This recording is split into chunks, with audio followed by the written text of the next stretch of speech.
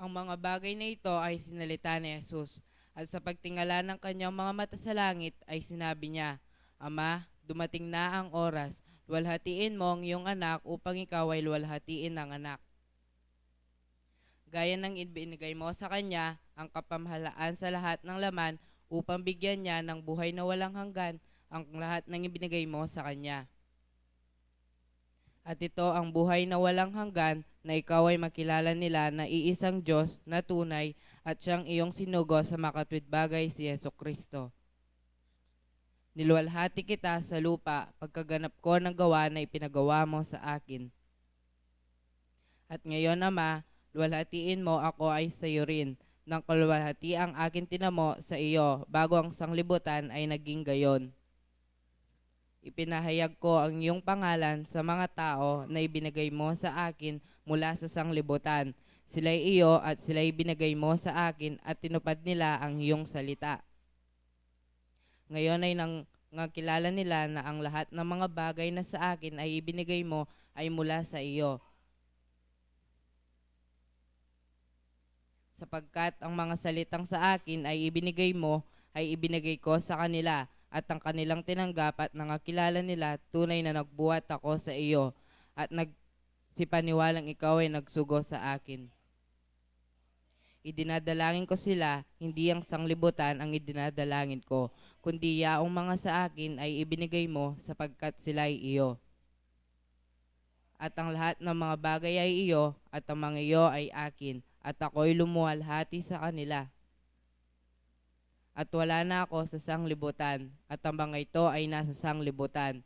At ako'y paririyan sa iyo, amang banal, ingatan mo sila sa iyong pangalan, yaong mga ibinigay mo sa akin, upang sila'y maging isa na gaya naman natin.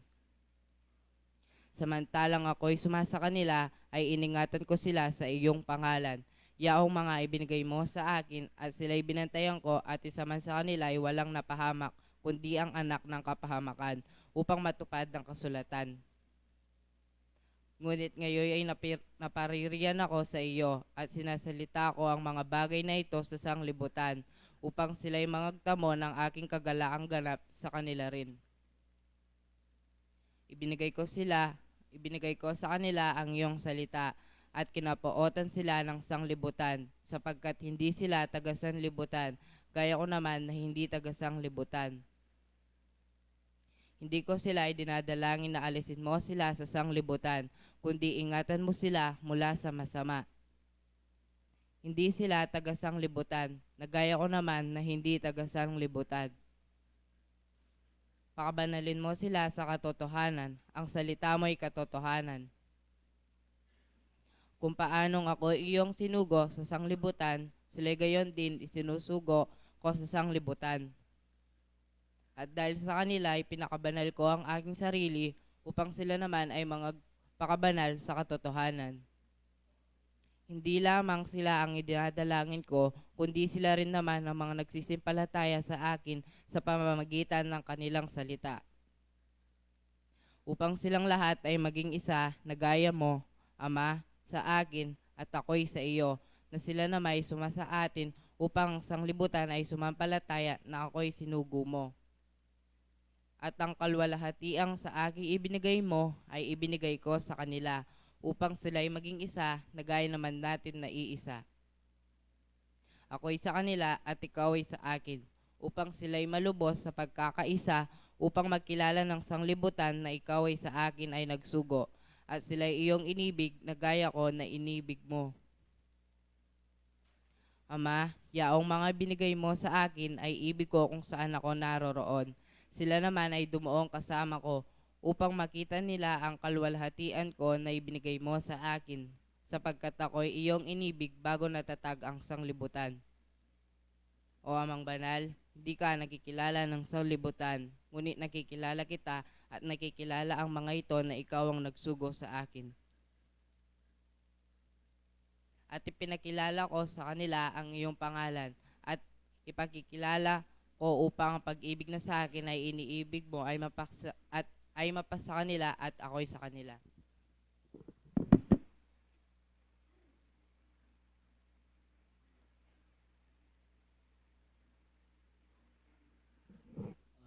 Manalangin tabo. Malugod ang mapagpalang kaya kami igpa. Ginoo pa si Bayo, huy na naman po yung kekeng masayang kayabakan. Yan pong koras, yan igpa makanya na kaya na naman pong misasan metong yabe-yabe ikeng mikakapatad. Banting upayang makanyandakan samban king kekang pangay espirituan po king katutuan. Yan pong koras, yan igpa lala pong pupus din kekeng pamipasalamat ang pong pamipuri kaya ka. Sana po dinan meng sipaganing balang betong kaya kami. Dinan me pong kabiasnan, karing balang pag-aralan mi. Banting upayang makanyan milarugong agamit. Igpangin ni pong korasan, makanyan kerugong sasalpantay at makisabing mayap kaya ka. Aliwa mo po Ginoo, ding sarili mi ilang pakpanalangin mi. Ngunay pa naman din hanggang lelangan mo babo na ning labwad, maniwala at ali para mo kaya po sanang iligtas.